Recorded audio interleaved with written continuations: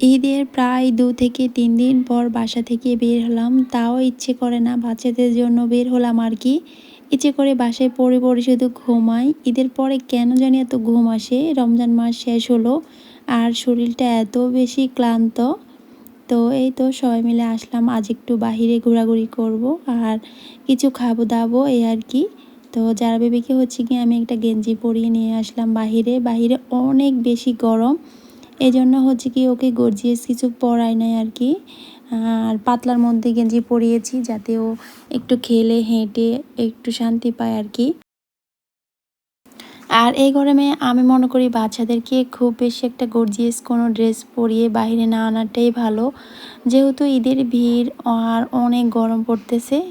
তো আমরা চলে আসলাম হাজীগঞ্জ ফুড লাভার্সে। এই তো তো এখানের প্লেসটা অনেক বেশি সুন্দর, বাচ্চারা একটু আনন্দ করতে পারে, খেলতে পারে, তো খেলারও মানে আছে আর কি। এই তো যারা বেবি এখানে খেলবে এখন বল ছোটাছুটি, এই তো তারপরে হচ্ছে গিয়ে বাচ্চাদের কিছু রাইডারও আছে, ওরা ওগুলোতে চড়তে পারে। খুব সুন্দর একটা জায়গা। এই মুহূর্তে আমার ভিডিওটি দেখা শুরু করেছেন যারা, প্লিজ একটা লাইক দিয়ে ভিডিওটি দেখা শুরু করবেন। সেই সাথে যারা নতুন এসেছেন আমার চ্যানেলে, প্লিজ চ্যানেলটাকে সাবস্ক্রাইব করে দিবেন। আর যারা অলরেডি সাবস্ক্রাইব করেছেন তাদেরকে অসংখ্য ধন্যবাদ। আমাদের খাবার চলে আসছে, তো আমরা আমাদের পছন্দ অনুযায়ী খাবার নিয়েছি। তো এখানে আমরা নিয়েছি set menu, soup, juice, burger pizza এগুলো আগেই খাওয়া হয়ে গিয়েছে। তো খাবারগুলো অনেক বেশি মজার ছিল, বরাবরের মতো ফুড লাভার্সের খাবার অনেক বেশি মজা হয়।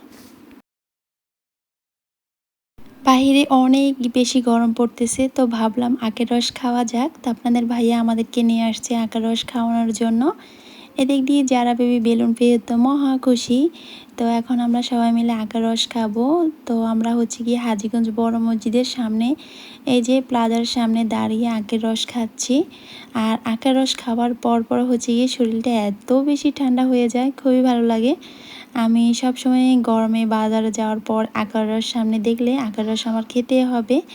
তো আমি না খেলেও যারা বেবিকে খাওয়াইতে হবে, আর যারা বেবিরও এখন অভ্যাস হয়ে গিয়েছে আখের রসওয়ালাকে দেখলে আম্মু আখের রস খাবো।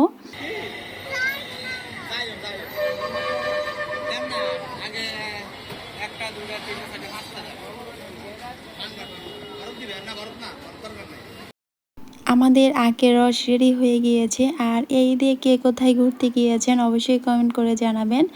আমরা তো খুব বেশি একটা কোথাও ঘুরতে যাইনি, এই তো আমাদের বাসার আশেপাশে আছি এই আর কি।